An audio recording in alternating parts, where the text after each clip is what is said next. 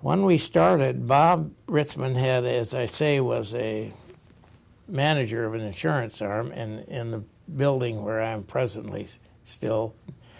Seems like I've done my whole life there. And there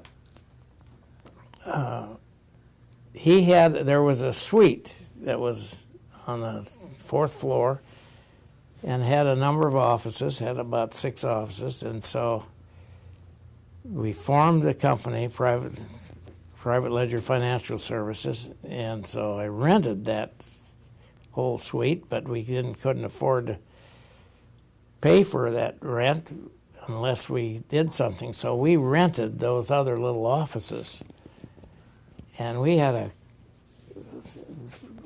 one of the most interesting things with all the people that we rented. I don't know if you're familiar or not, but the man that owned the building is well known in the publishing area as being a pornographic publisher. And so the building was, we had a suite, but on other floors, for instance, on the 3rd floor, they had a big studio and could develop prints. And we had a lot of strange-looking people that came in, and a lot of girls, young girls that are undressed practically.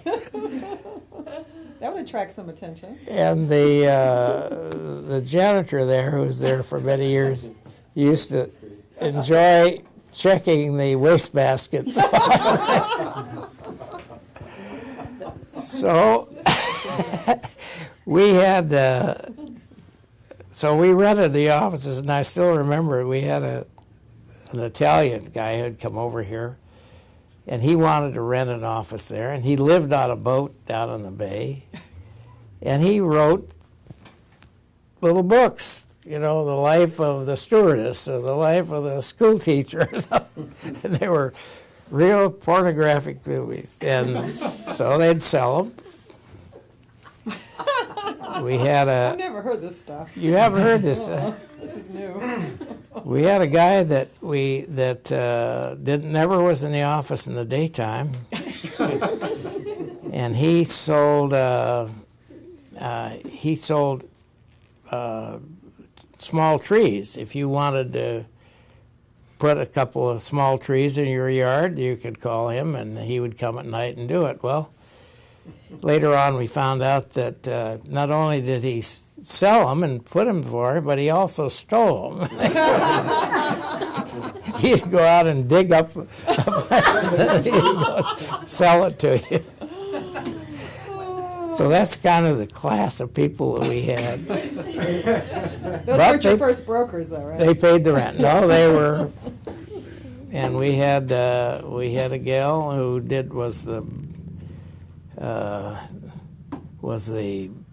kept the books and did the filing, and she did everything. And then we needed a receptionist finally. We hired a young gal to do that. And both of them are one of them is up in Oregon someplace, the young one, and the other, Donna, still lives down in Mission Valley. But with them, we ran the business. Well, as I say, mutual funds weren't doing that great, and we had to pay the rent and pay our fees. And so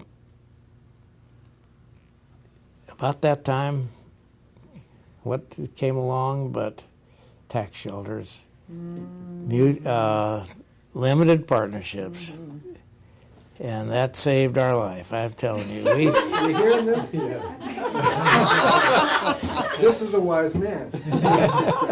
Let's fast forward 10 years.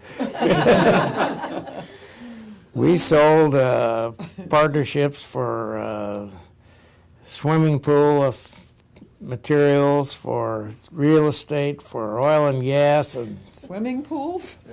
Yeah. this is research. You get good tax breaks on it. So they developed things that can float in the pool and make a noise. So if somebody falls in the pool, or that kind of thing. Oh.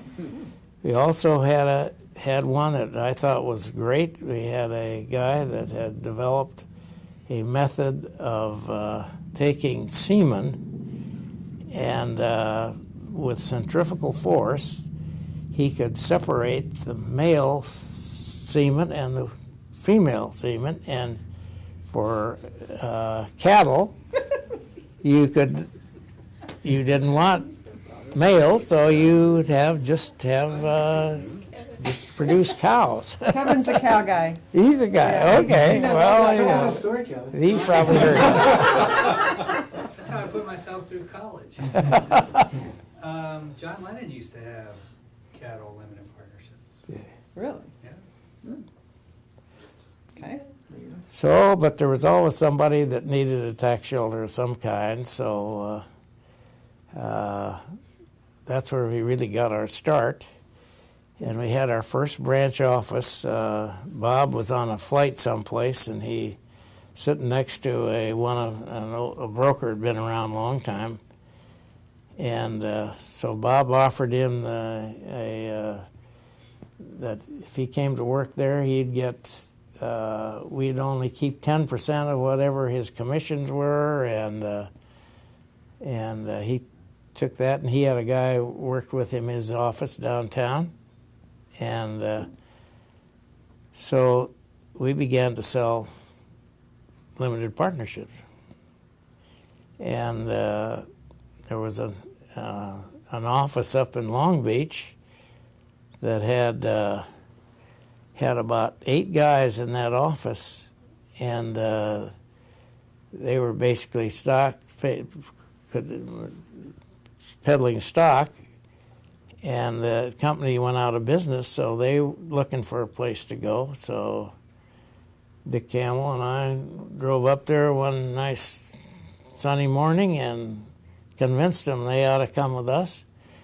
And Wayne Warner is still with the company. So He was just featured in Registered Rep recently. He was? yeah. Oh.